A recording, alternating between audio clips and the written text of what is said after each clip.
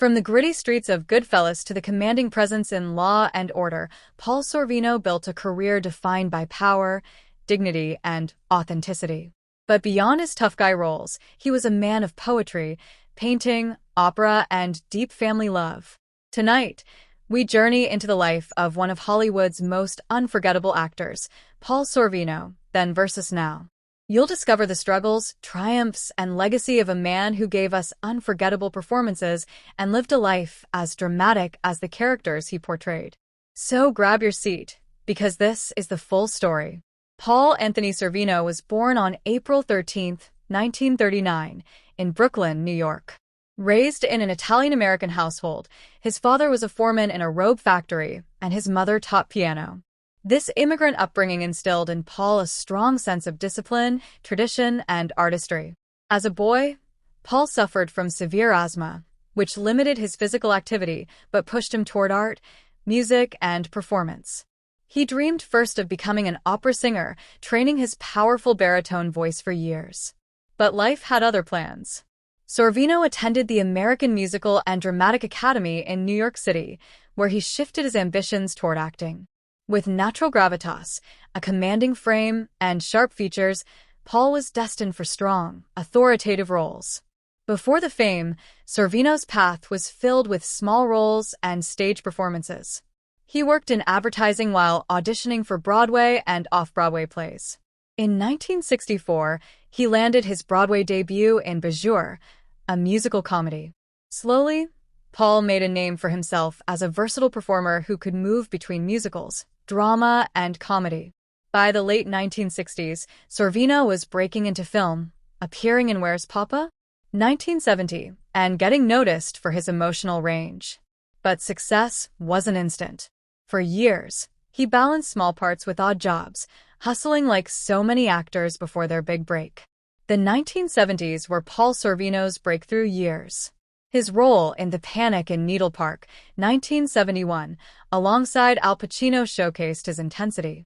In 1974, Sorvino delivered a powerful performance in It Couldn't Happen to a Nicer Guy, proving he could dominate both screen and stage.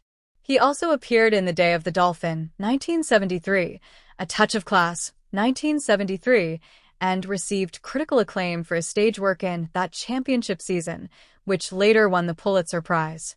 But it wasn't just film and theater. Sorvino was carving out a persona, the tough, street-smart Italian-American with a soul. By the 1980s, Sorvino was a go-to actor for mob bosses, cops, and authority figures. With his imposing figure and deep voice, he embodied power and control. He appeared in Reds, 1981, directed by Warren Beatty, and showcased his versatility by mixing Hollywood dramas with television projects. Still, his defining moment hadn't arrived yet, but it was coming. In 1990, Martin Scorsese's Goodfellas changed everything. Paul Sorvino played Paul Cicero, a calm, calculating mob boss loosely based on real-life mobster Paul Vario. Unlike the hot-headed gangsters around him, Sorvino's Cicero was chillingly understated.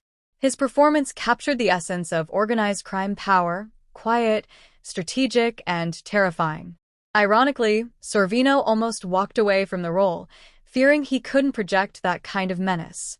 But once he saw his reflection with slick-back hair and a stone-cold glare, he knew he had found Paul Cicero within himself. Goodfellas cemented Sorvino as an icon of mafia cinema, forever etched into pop culture. In 1991, Sorvino joined the cast of Law and Order, playing Sergeant Phil Chiretta. His calm authority gave the show stability and depth. Fans loved him, but Sorvino left after 2 seasons, citing the grueling schedule. Still, his contribution to the franchise is remembered as one of the show's best early casting moves. From then on, Sorvino balanced both film and television, appearing in projects like Nixon, 1995, as Henry Kissinger, Romeo and Juliet, 1996, as Juliet's father, Capulet, Bulworth, 1998, The Cooler, 2003. Paul wasn't just a character actor. He was a commanding force. Unlike many tough guy actors, Sorvino was deeply sensitive and artistic. He was a trained opera singer with a rich baritone voice, performing in productions throughout his career.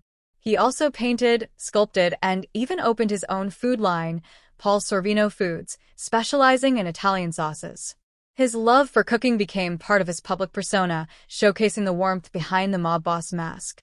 Paul Sorvino was a devoted father to his 3 children, Mira, Michael, and Amanda.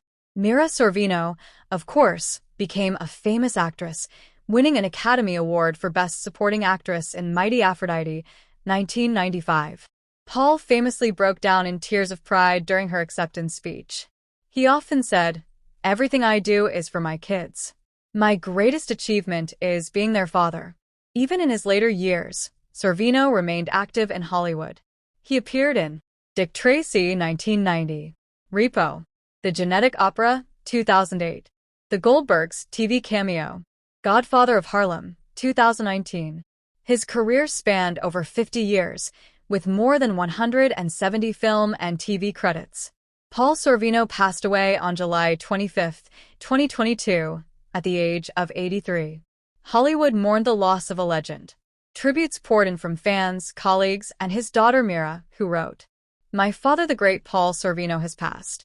My heart is rent asunder. A life of love and joy and wisdom with him is over." His death marked the end of an era, but his legacy lives on through his films, art, and the countless lives he touched. Then, Paul Sorvino was a young Brooklyn dreamer, struggling to break into acting while fighting through asthma and uncertainty. Now, he is remembered as one of the most versatile and respected actors of his generation, a mob boss in Goodfellas, a cop in Law and Order, an opera singer, painter, cook, and loving father. Paul Sorvino wasn't just an actor, he was a Renaissance man, a symbol of strength and sensitivity combined. Paul Sorvino may have played gangsters, cops, and kings, but the real man was far more complex, a dreamer, a fighter, and a father who left behind a legacy of art, love, and unforgettable performances. His story reminds us that true greatness is not just in the roles we play, but in the life we live.